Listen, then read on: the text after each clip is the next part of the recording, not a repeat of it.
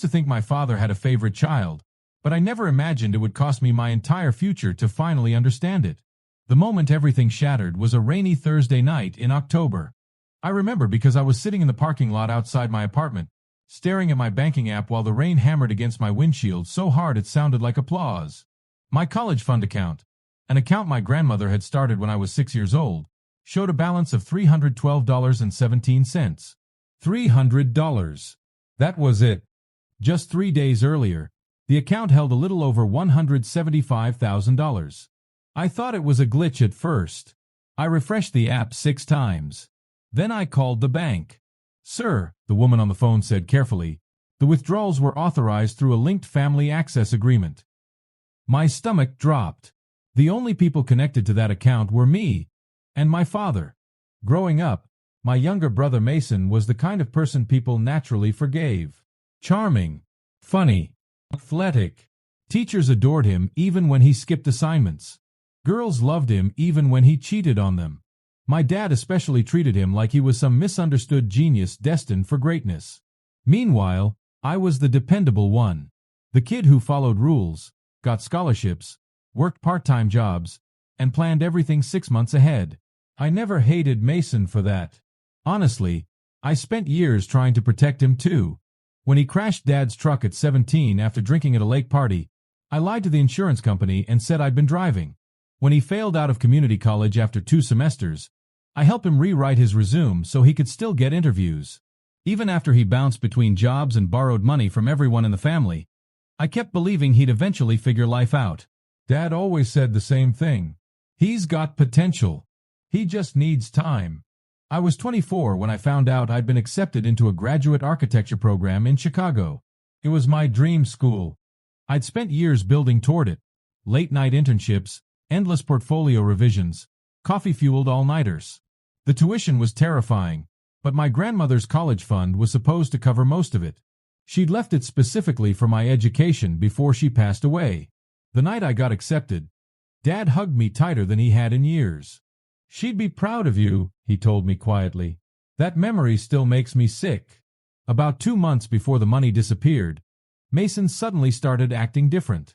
He was wearing expensive sneakers, taking weekend trips to Miami, posting blurry Instagram stories inside clubs with bottle service and captions like, "Big moves only." When I asked where the money came from, he laughed. "You worry too much," he said. "Relax for once." Dad defended him immediately. "He finally found a business opportunity," he told me over dinner one Sunday. "You should be supporting your brother instead of judging him." I remember staring at Mason while he shoveled mashed potatoes into his mouth without looking up once.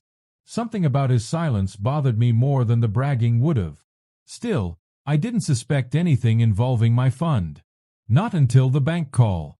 The representative explained that the withdrawals had happened gradually over 6 weeks.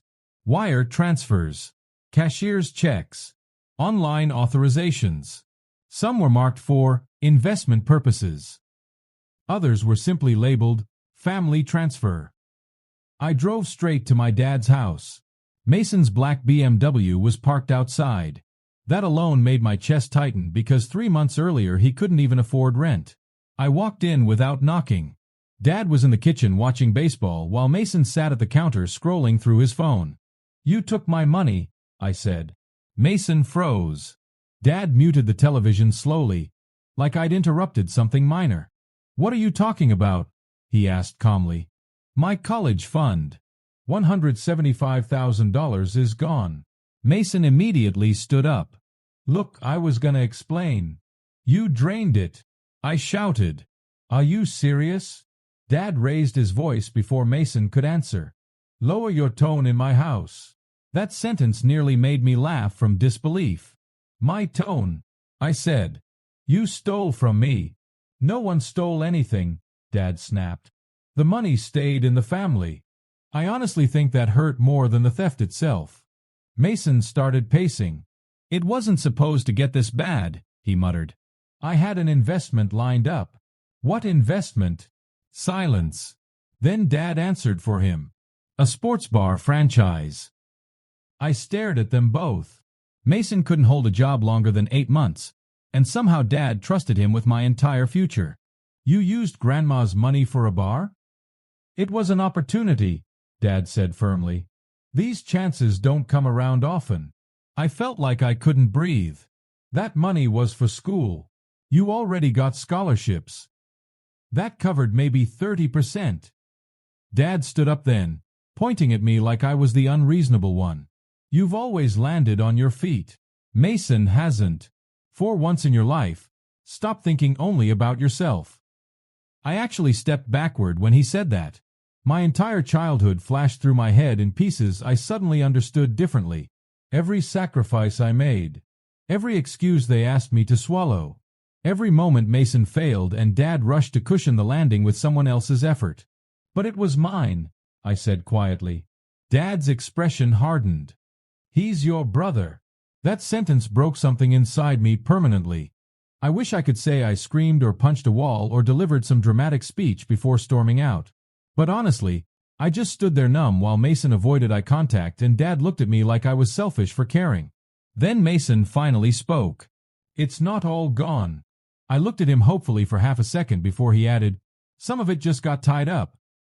I found out later, tied up meant lost. The bar investment was basically a scam run by one of Mason's friends from Vegas.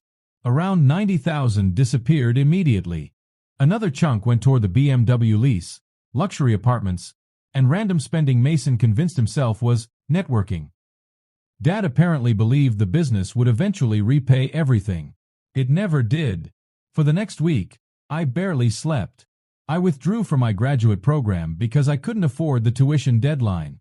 I stopped answering friends' texts because I couldn't explain the humiliation without feeling pathetic. My girlfriend Claire finally came over with groceries after I ignored her for 2 days. You look awful, she said softly when I opened the door. Then I told her everything. She listened quietly while I talked for nearly an hour straight. When I finished, she asked one question that stuck with me. Why do you keep protecting people who destroy you? I didn't have an answer. The worst part wasn't even losing the money. It was realizing my father genuinely believed sacrificing me for Mason was reasonable. He never apologized. Not once. A month later, Dad invited me to lunch like nothing had happened. I almost didn't go, but some stupid part of me still hoped he'd finally admit he was wrong. Instead, halfway through the meal, he sighed heavily and said, Your brother's under a lot of stress right now. I just stared at him. He lost everything, Dad continued. He needs family support more than ever. That was the moment I understood the truth. There was no version of reality where my pain mattered more than Mason's comfort. I paid for my coffee, stood up, and said, You didn't just take money from me. You took every reason I had to trust you. Dad looked irritated instead of ashamed. You're being dramatic. No, I said. I'm finally being honest. Then I walked out. That was almost 4 years ago. I wish the ending were happier. There was no magical repayment check. No emotional reconciliation scene at Christmas. Mason eventually declared bankruptcy and moved to Arizona chasing another business opportunity. Dad still sends occasional texts pretending nothing serious happened. Happy birthday, son. Merry Christmas. Miss you. I rarely respond. But my life didn't end the way I thought it would in that parking lot. I took a smaller architecture job locally and slowly rebuilt everything from scratch. It took longer. I worked brutal hours. Some nights I slept in the office during deadlines because I couldn't afford mistakes anymore. Claire stayed through all of it. Last spring, she became my wife. And a few months ago, I finally opened a new savings account for our daughter.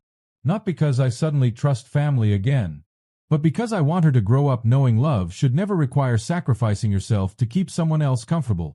The hardest thing I ever learned is that betrayal hurts differently when it comes from people who believe they had every right to do it. And sometimes the real heartbreak isn't losing the money. It's realizing you were never the child they planned to protect.